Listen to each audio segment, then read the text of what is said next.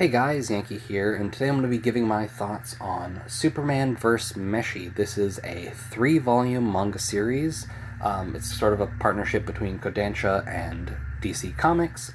Over in Japan, it was published and I assume funded by Kodansha. It's published here in the West by DC, but like on the spine, you'll see both the Kodansha and DC logo. So this is the third manga series that was published by Kodansha over there in the last few years. The first one was Batman Justice Buster, which I'm not reading. The second one was One Operation Joker, which I did a video on already. And the third one was this, Superman vs. Meshi. And I talked about this in my One Operation Joker video, where One Operation Joker and Superman vs. Meshi have the same writer, so I don't know if it was him that sort of decided what to do with these or Kodansha's idea, but it feels like both of these series took some popular manga genres right now and just added DC characters to it. So for One Operation Joker, it was series that have characters raising children is popular right now, like Spy X Family. Let's do that with DC characters. And then with Superman vs. Meshi, it's obviously food manga are really popular. Let's do that with Superman. And I think this one doesn't work as well as One Operation Joker. Because for me, I don't really care about all the food explanations, right?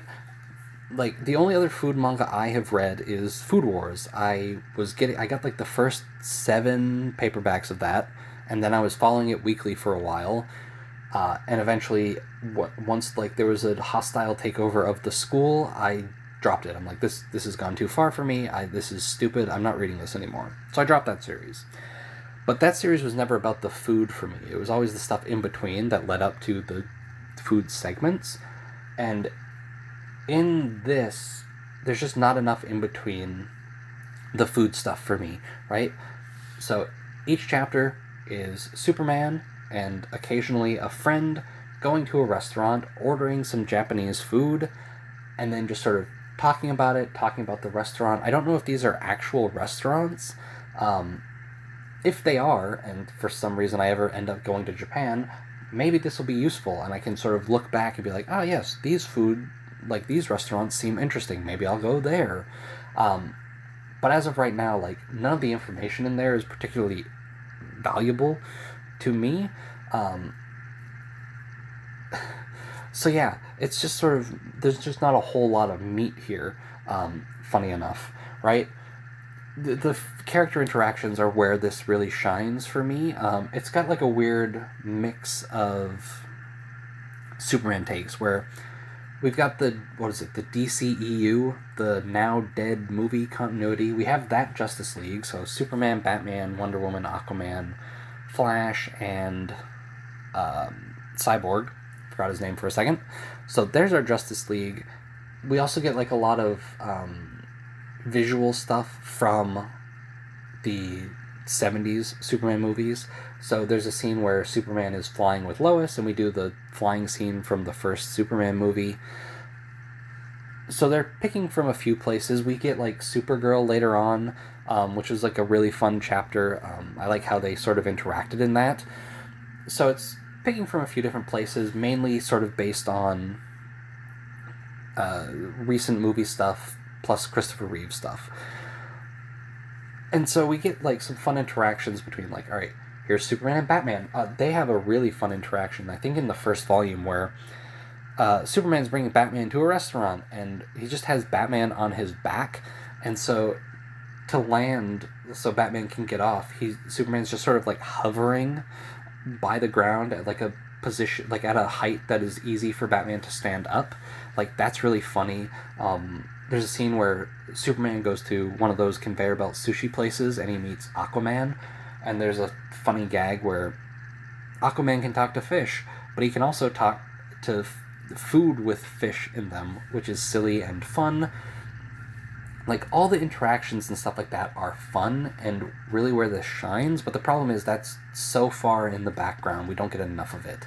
So we get, a 20-page chapter, and 15 pages are food-focused, and then 5 pages of the stuff that I'm having fun with.